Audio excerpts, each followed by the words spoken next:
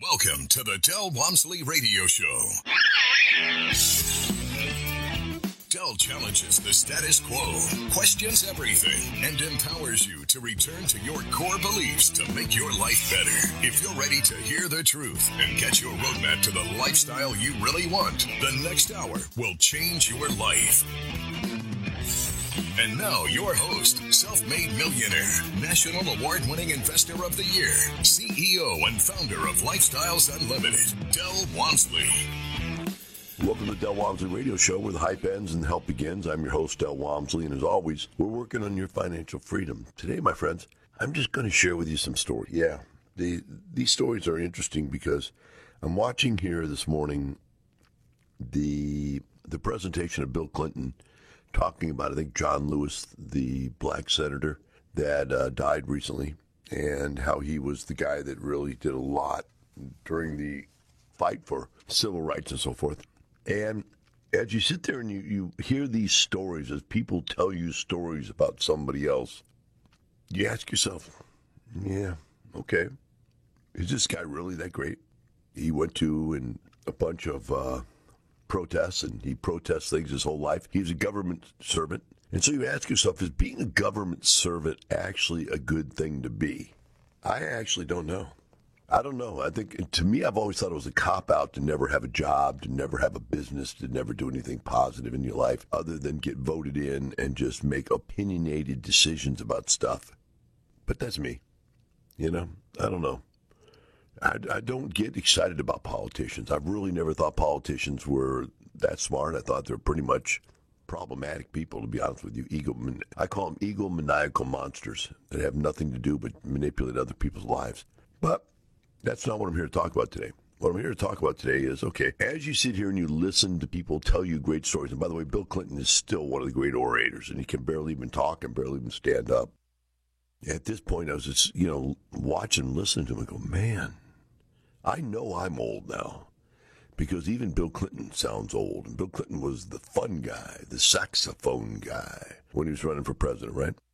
So the point I'm going to make here is, as I'm sitting here and listening to Bill Clinton, which, by the way, is one of my favorite orators, I think he's really good at it, talk about a guy that I know who he is. I'm not really that impressed with him, not because he's a black man and not because he was working on not being prejudiced, whatever you call the thing they're doing now. It's because he's a politician, and because he spent his entire life being a politician, to me, doesn't mean anything at all. So, problematic. I guarantee you nobody's going to like that everybody thinks politicians are good people. And no, a nurse is a great person. A doctor is a great person, right? Even an accountant is a good person. But a person that does nothing but politics their whole life, okay, I'll get off that bandwagon, sorry. So what it did remind me of, though, was important people in my life, real people, that did real things. And I just remember that there are people along the way in my life that really changed my life, made a major difference in the way I saw the world. And I want to talk today about some of these people because it's one of those things that there really is somebody in your life that changed your life. There's somebody that made a major difference in your life. And I hope in my little simple way I've helped you, somebody else thousands of people, hundreds of thousands of people, see the world from a different point of view. Because I don't believe that our formal education, our formal political speak, our formal newscast, editorial conversations have anything to do with being right. I think they're all wrong. I think all these people are complete lunatics. That's the way I feel. They're not out in the real world. None of them live in the real world. So I'm talking about people that lived in the real world, right? So the first gentleman I want to talk about was a dentist. I'm not going to give you his name because I didn't ask him if I could talk about him. And honestly, I don't even know where he's at right now. I mean, he's moved on. But this gentleman changed my life because he was almost like a father figure, although he was only just a few years older than me. But man, he didn't act like a few years older than me. He acted like a real man. He acted like the person you wish the whole world acted like. Integrity. That's the word that comes screaming at me from all directions when I think about this guy. The massive amount of integrity. He had integrity to himself. He had integrity to his wife. He had integrity to his kids. He had integrity to everybody he met in our group. It's just amazing. I've never met someone, well, I can't say that. There are other really great people I've met. But this gentleman was really, he just reeked it and made a difference in my life at that point. He made a real difference in my life at that point because I had not seen at that point anybody like this guy. So I spent a lot of time with him, spent some time with him and his family because he kind of adopted me. It was kind of like, Del, you're this big, unmolded, giant lump of goo that could do incredible things if you would just get on the right track. And so he kind of took me under his wing and molded me. So what did he do? Well, other than being wonderful in all these different ways, which I can clarify further, he's the first guy that ever invested with me. And if you've ever been a something for nothing, instantaneous, gratificationally diseased person, you believe that you are the smart person, you run out there and you make things happen. Because of that, you should get paid. So the you've got all the Dave Dodano, Robert Allen, Jeff McCone, Tommy Vu, the Mylons, Ron LeGrand, Carlton Sheets, Robert Kiyosaki, Donald Trump, and every other real estate guru guy you've heard on TV, or woman you've heard on TV. I think they're almost all guys. And they all want you to get rich quick. They're all telling you the secret. And so the secret is what? You go out there and you burn somebody else. I mean, there's a guy named Tarek out there somewhere. He's been sued for burning people, for not living up to his contracts or whatever. I don't even know what it is, but I don't even know what the guy's last name is, but I just know that he came to town and he had all kinds of problems. There's other guys out there that it's not even worth bringing their name up. They've lied and they misrepresented their stuff and they've sold real estate deals and they've sold seminars and they lie. But where is the honesty in everything? So when I met this guy, he had joined up with the Lifestyles, and I was buying deals, and I was looking for partners because I had bought as much real estate as I could buy. I had run out of cash. I needed somebody to partner with me, and this guy was my first partner, and we were going to buy 11 houses together. We went right up to the moment of buying them, and the deal was going to be 50-50. I'll do all the work. You put up all the money. I'll put up the credit, which is a lot of what goes on, and you put up the money. And we got down to like the day before the deal, and the guy did something just almost broke my heart, just almost destroyed me. He said, no, I'm not going to do the deal at that return. He goes, I'm putting up all the money. You're putting up none of the money. So I want 75% of the deal, and you can have 25%. You're putting nothing up. You have nothing at risk to lose. And at that point, in that moment in my life, I thought about, wow. First of all, this guy's changing the story. He's lying to me. He's ripping me off. Second of all, I'm doing everything, and he's ripping me off. And third of all, without any money, I can't do the deal. So I guess I have to do what he says to do. And so I rationalized it in my own mind that money has power in a deal, and that it should have power in a deal. And when we come back from break, I'm going to talk to you about why Lifestyles Unlimited has been together here now for 30 years and why we're so successful. All came from that moment that guy said that money has power. We'll be right back with the Del Walmsley Radio Show.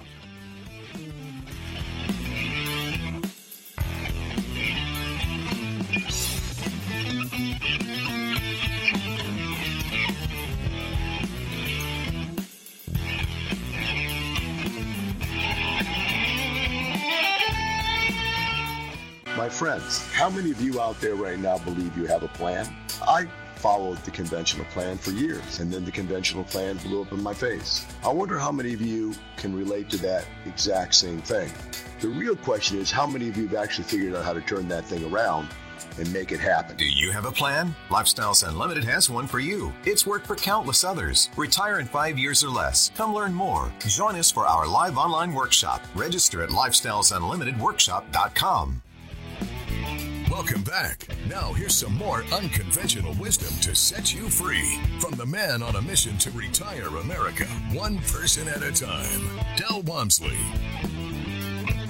Welcome back to the Del Walmsley Radio Show. Today I'm telling stories about people that I've met in the past that have changed my life. And the gentleman we've been talking about now so far is a gentleman that just really created some of the basis for Lifestyles Unlimited, the way it worked. And the reason he did, as we went to break last, was that I was originally going to do a deal with him under the date of Donald, Robert Allen, Jeff McCone, Tommy Vu, Mylan, Ron LeGrand, Carlton G, Robert Kiyosaki, Donald Trump, and every other midnight madness guru you've ever heard of's theory. And that is the money gets half of the profit, and the guy who does the deal gets half of the profit. So really, when you think about it, you got millions and millions and millions of dollars spread out, earning half of whatever the profit is, which could be next to nothing.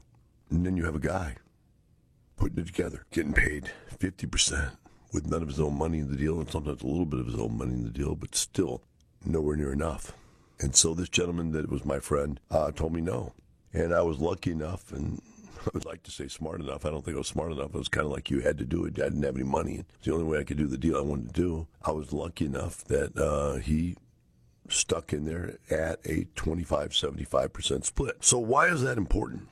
Because that left enough profit in the deal for the investor to make more than they could make in the stock market.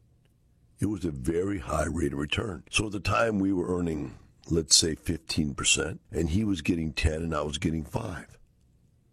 But mine is 5 on nothing. It's 5 on my time, which is really kind of like a job. His is 10 on his investment. Well, that was better than he could make. And I have to tell you a little bit of the story. Is that why it was important to him to make the money? He needed the cash flow. Why? Because the guy was a surgeon. And one day he was in his backyard with a chainsaw, trimming a tree.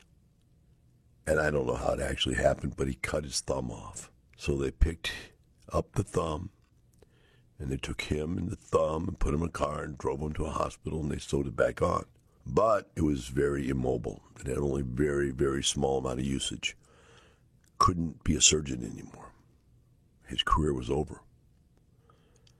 Now, luckily for him, he was such a great guy. He'd saved his money and saved and saved and saved and invested. But it was invested like everybody else in, the stock market and whatever other things that are traditional type savings. And when I showed him that I could create a 10% cash flow for him, he was like, wow. And 100% capital gains on deals. He's, wow, that's unbelievable. And he was willing to put up a lot of money.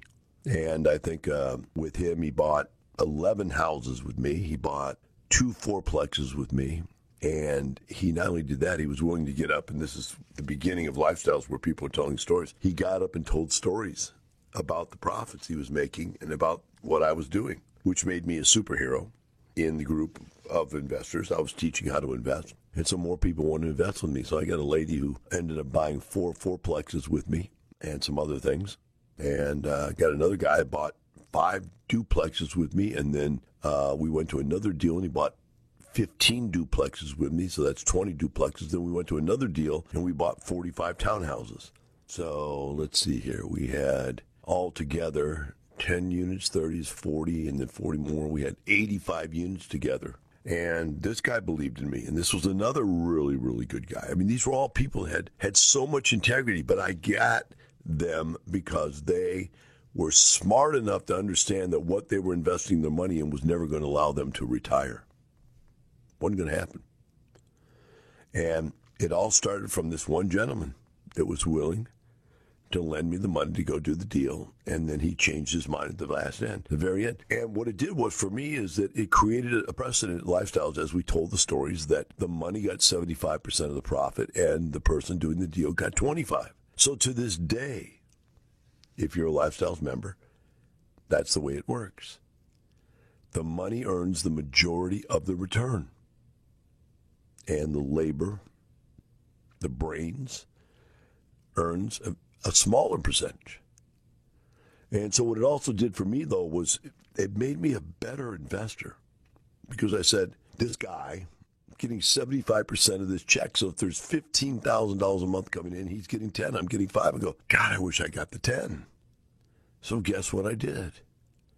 I saved up my money, and the next deals I went into, I bought 25%. What does that mean? It means because I bought 25% and I got 25%, I now owned 50%. So now 50% of the deal. So I got 50% because I bought 25% and I earned 25% for putting the deal together. And that became my modus operandi forever then.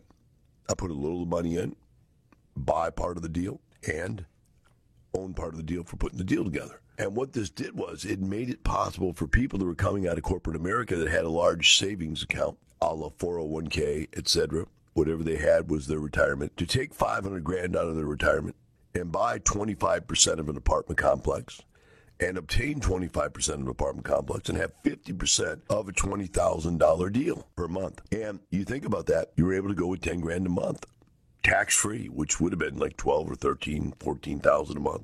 And so it was a system that worked. It all came from this guy. That's what's bizarre about it. It all came from this guy saying no, saying that's not fair. And the truth of the matter is every other system out there, no matter where you go, I don't care if you go to your financial planner, I don't care if you go to the 401k company, I don't care where you go, every other system out there that you go somewhere, they're going to take more than you get.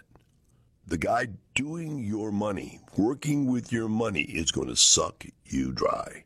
They're going to get rich. Financial planners are getting rich off of your money, but you're not getting rich off of your money. Where the opposite happens here at Lifestyles, the people putting the money up are getting rich. I'll give you an example of that that'll blow your mind when we come back from the break. It will just blow your mind. Somebody called me on the phone the other day and said, Del, that's why you want to hang on here for the next break. Through this break I said, Del, I got to ask you a question. I said, would you be mad if I refinanced the place and gave you back 100% of your return? You're one of my partners in this deal. Would 100% return back to you be a problem now, or would you not want to refinance because of the COVID problem? I said, 100% return? I'll tell you what I said when we get back from the break. We'll be right back with the Del Walmsley Radio Show.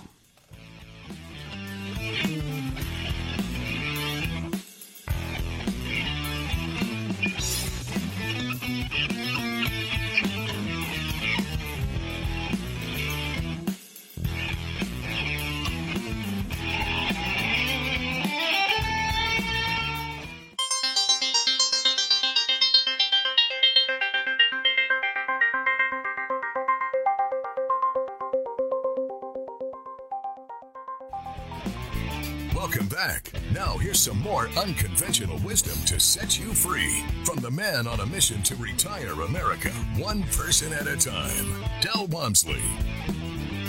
Welcome back to the Del Walmsley Radio Show.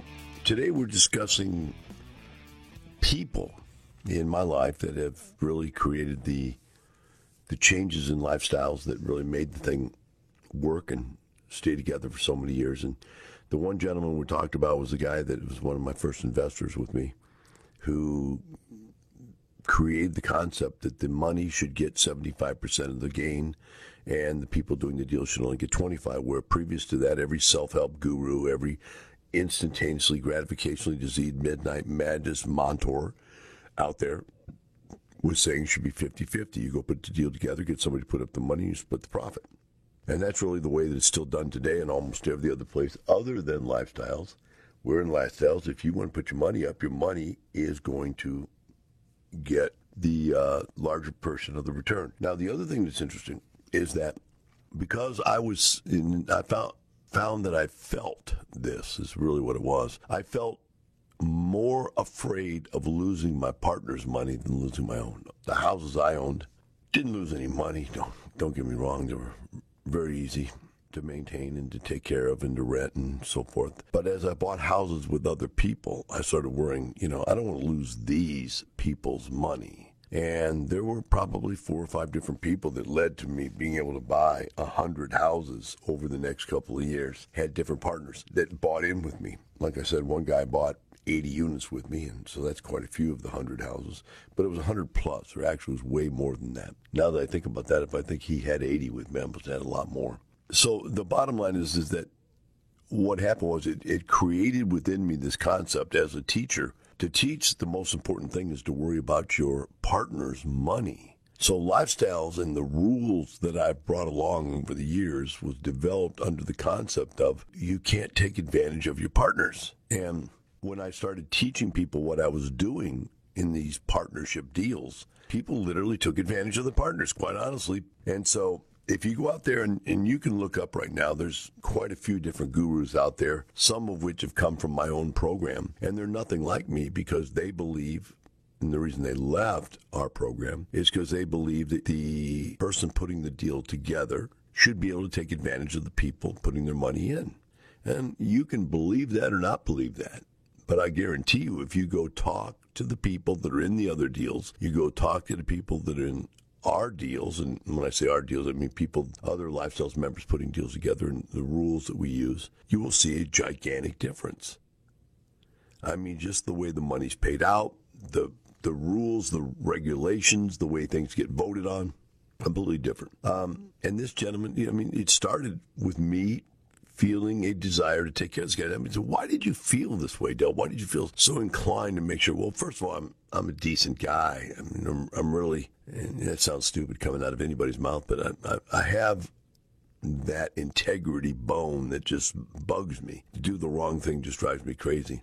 That's why I say things that you go, how does he get away with saying that? I say it because what I say, I mean. It comes down to the fact that I really try to tell it straight as I can in every situation. Doesn't mean I'm right, but it means I'm trying to tell it as straight as I can. And so I put these rules together because of these relationships I had with other people, but other people didn't have the same relationships with their partnerships. So I wrote a class. And I remember way back when I wrote it, 30 years ago, I wrote this class that says, Partnerships Suck. 15 hours. It was 3 5-hour long seminars on how to fix them. In other words, how do you write your contracts with your partners so they don't rip you off is what it came down to. How do you set these things up so that it's mutually beneficial? I mean, this was the beginning really of the gigantic growth of Lifestyles Unlimited, because when investors saw what their money was doing and how it was taken advantage of in other investments like 401ks, IRAs, and other investments, and then they came here and they saw that go, man, these cards are stacked in our favor. They're stacked in our favor. And so there you go. Now, there was another individual that was in our group that, again, was a lot like me in that he was hard-headed, but he was brutal, and maybe even more brutal than I am. And he was an IRS agent, so maybe that goes hand in hand with being brutal, right? And he told me his story was that he was doing tax returns, and tax return after tax return after tax return, he saw that people that were rich, almost everybody that was rich, really rich, had real estate. And it started to tweak his interest. And so he started paying attention. He started, buying a rent house here and buying a rent house there. And then somehow he showed up at our doorstep. I don't know why. And we became like buddies. I mean, it was like, okay, how many houses you got? How many houses you got? Okay. And it became like a buying competition. And I think the guy was a little older than I was. But he was really smart and he was aggressive. But he was aggressive in a different way. I was buying everything conventionally and putting my partnerships together conventionally. And he didn't believe in partnerships. He was doing deals by himself or with his significant other. And I don't think they were married. I don't think they ever got married. I mean, I think they've been together for 20, 30 years and never got married. But he was doing them with her, and later he was doing deals and trying to bring his kids in under the deals and so forth. But he was a loner. He didn't like the fact, didn't want to be tied to making somebody else money. He wanted to make himself money. And he was a very aggressive investor in doing so. And he went out there and bought, I don't remember what it was, 75, 80 houses, but he had a lot of them he had purchased before the Great Recession, let me think which one it was, 87. The stock market crash, yeah, that's when he started. When I lost all my money in the stock market crash in 87, he had already had rent houses and had been buying them before that and had watched them go down to be worth almost nothing during the recession, which, by the way, is when I was buying them. So I was buying out of the backside of that recession, and he had owned in the front side of that recession, which made the stuff he owned worth almost nothing. But he was smart enough to buy out of the backside of the recession while he owned in the front side of the recession, and he held on. And coming through that whole ordeal made him a millionaire, made him rich. And so because I was buying during that time and he was buying during that time and we'd gone through that recession time together, we had a very kindred spirit. And we really believed in buying stuff for pennies on the dollar because we were buying houses 10, 20, 30 cents on the dollar at the time. I mean, guys, I was buying houses for $25,000 a piece. He was buying houses for $5,000 and $10,000 a piece. He was buying much worse condition houses than I was. I was buying stuff that had been renovated, and I bought foreclosures that Fannie Mae had put new roofs on, repainted them, appliances. They were almost brand new. And I was buying them for $25,000 a piece from Fannie Mae. He was buying them from HUD for $1. Total price $5,000 or $10,000, but they were just shambles. And he'd go in there and fix them up. He had his own little crew, and he did his little deal. But he became very, very wealthy.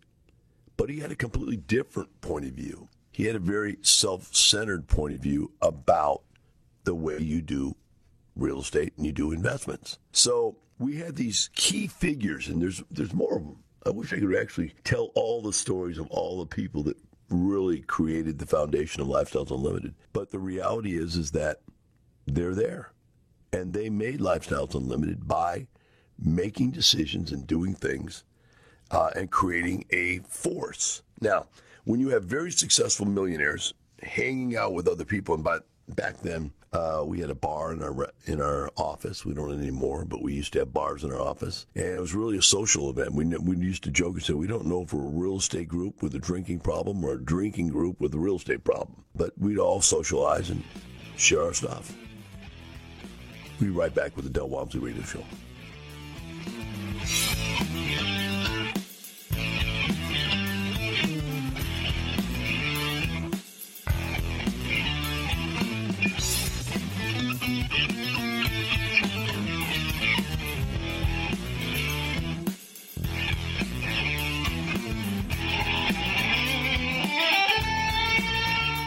Del Walmsley talks about buying your way back from corporate America through real estate. A massive change in my life. My personal residence I lived in was a one-bedroom condo, cost $425 a month. This covered it. My automobile car payment was only $300 and some a month. This covered it. I was buying my way back from corporate America. I could feel it. Lifestyles Unlimited will teach you how to buy your way back from corporate America.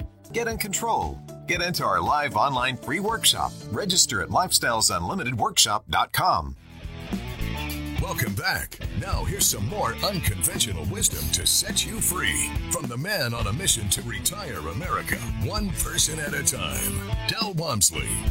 Welcome back to the Del Walmsley Radio Show. Today we're talking about people that have made a major impact in my life and on Lifestyles Unlimited. And as we went to break, we're talking about a gentleman that had bought like 80 houses by himself. No partnerships. These were all by himself. He bought them for cheap. He bought them next to nothing. They were almost always in terrible condition. He renovated himself. He had his own renovation system. And it was just his firm belief that, this was the way to do it. Now, what happened was I came to started buying small apartments, 10 units, 20 units, literally. I bought a 10 unit, this is true, then a 30 unit, a 10 unit, then a 20 unit, then a 30 unit, then a 40 unit, and then I bought a 64 unit, a 68 unit, an 88 unit, 120 unit, 144 unit, etc. It just went on, 256 unit, and 270 unit, and 320 unit, and I just kept being more aggressive and buying a larger and larger and larger property each time I did it. And he looked at that and he just goes, nah, just what I do works. And his theory was what he did worked so well that he was so rich he didn't know what to do. And eventually a lot of his houses, because he bought them so cheap, they started to pay off. And his own free and clear, remember, he'd been doing it since 87. So 87, 97, 2007, 2017, 30-year mortgages were paid off. But many of them were 10 and 15-year bank loans that he had on them. And they were paid off. And so he owned all these houses free and clear along with his significant other. And he decided that it was just too much work. So he brought his kids in to try to manage it all for him. But he had a challenge with, dealing with his kids because he wanted his kids to be like slave labor for him. His kids were like all kids, like, I don't really want to do all this stuff for you for free. And so he didn't work out that well. And, there's more to that story and we can bring that up later. But his kids did turn out to be real estate investors, by the way, but it was sort of more like osmosis than it was by him, actually teaching them. Well, actually, no, he did. His kids do say he taught them some stuff. So the bottom line was, though, is he finally decided that what he had to do is he had to sell these houses. He didn't want to sell them and pay the capital gains and the taxes. Remember, he's an IRS agent. So he decided he was going to sell them on owner finance notes and get paid payments for the rest of his life. And if people didn't pay the payments, they'd take the house back and they'd do it again, turn it into a rent house or turn it back and sell it again for another note. And that was his modus operandi. But what happened that really changed me with him, he had bought a condo down in Puerto Vallarta, and we were sitting at this condo that was at the edge of the cliff, a really high cliff looking down into the bay, and there was like 5 waterfalls. One waterfall went to one area, then it went from that to the next waterfall, went to the next area. And it's like boom, boom, boom, boom, boom down the side of the cliff, these 5 waterfalls. And we were sitting up there in the palapa, and we were having a drink, and we're talking. And I had just read a book, and the book had said, if you don't make $40,000 a month, if you're not and what it was, the term I believe is sophisticated investor, which means you're worth over $1 million in cash, or you make over $40,000 a month. Now, it was $250,000, $300,000 a year. You're a sophisticated investor. But this guy was saying, if you don't make $40,000 a month, you can't really say you're rich. And I think at the time I was probably making 30 and he was probably making 30. And we kind of laughed at it and said, oh, gosh, we're not rich making $30,000 a month doing nothing, not working, not have a job. And I'm saying, well, that's what the book says. And so we decided that we needed to go find out how to make $40,000 a month. And guys, let me tell you, once you figure out how to make $40,000 a month, then $80,000 a month is nothing. And once you learn how to make $80,000 a month, then $120,000 a month is nothing. It's just replication of the same principles. And from that point on, that moment with that gentleman changed my life. When we decided we're going to figure out how to actually be rich, not puppy dog rich. I got some money. No, rich. And it was at that moment. It's funny how one little book can do that to you, but I'd read 1 million self-help books. But that book sitting there with that man at that moment, it was like, okay, dude, I'm challenging you. Let's go make $40,000 a month. All right, we'll go. I'll go buy 10 more houses. I go, no, I'm going to go buy an apartment. Now, the funny thing was the guy would never buy an apartment. He was never into buying apartments. He wouldn't do it. So he ended up dying. And it's not well, there's the end of the story. He died because he didn't buy apartments. No. He got older and sold his properties and gave some to his kids and his significant other and passed away.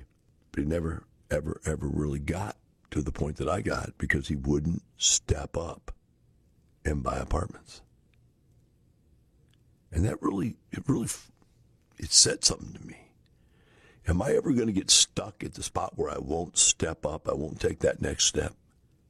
Because I saw the guy, smart, brilliant guy, but would not change his plan when a better plan was laid on the table. Now, one last thing happened is the gentleman is a African-American gentleman. I tell you that because of the day and life and times of today with all this, Black Lives Matter stuff. This gentleman is an African-American gentleman. He's a friend of mine. And owned an apartment complex where his mother, father, grandfather, granny, cousins, and so forth lived in the apartment complex. A lot of his family members, I don't know which ones. I went to his wedding when he got married. So in other words, the guy was a real friend of mine. And he was a member. And the way he got his membership was his mother bought it for him for Christmas present or birthday present, one of the two. I can't remember which it is. And because he wanted to be a real estate investor, he had been studying real estate investing and note buying. He was a note buyer. He bought and sold notes. He would discount them, buy them at a discount, and sell them to somebody else and make some money. But it was always cash in, cash out, cash in, cash out. But he ended up being a real estate investor and a member of Lifestyles. He came to me one day and he said, Del, you're charging so much for letting people get to you. And I said, look, there's only so much of me. I got to charge more so that I can have a life. If I don't charge more, then everybody would want to spend my time. And he said, well, it's just not fair. When did God give you the right to charge that much? I said, God didn't give me the right to charge that much. He said, God gave me the right to tell you, you can do whatever you want. And so why don't you start an inexpensive program? And he did. And that's how our inexpensive program started. This gentleman started it, created it, and made it happen. And that's why there's programs for everyone at Lifestyles Unlimited. Have a wonderful day. We'll see you tomorrow.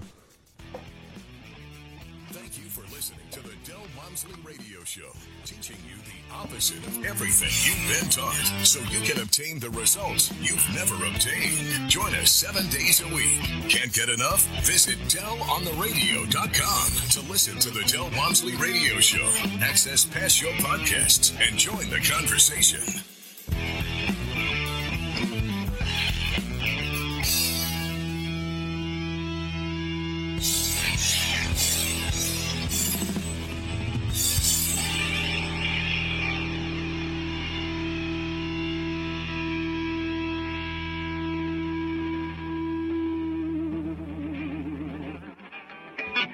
The information and opinions you hear on the Del Walmsley Radio Show are those of the host, Del Walmsley, his guests, and his callers, and do not necessarily reflect the opinions of this station, its affiliates, its management, or advertisers. The Del Walmsley Show is for entertainment purposes only. Please consult a professional regarding your personal investment needs. Nothing presented on the Del Walmsley Show constitutes an endorsement, recommendation, offer, or solicitation to buy or sell any product or security.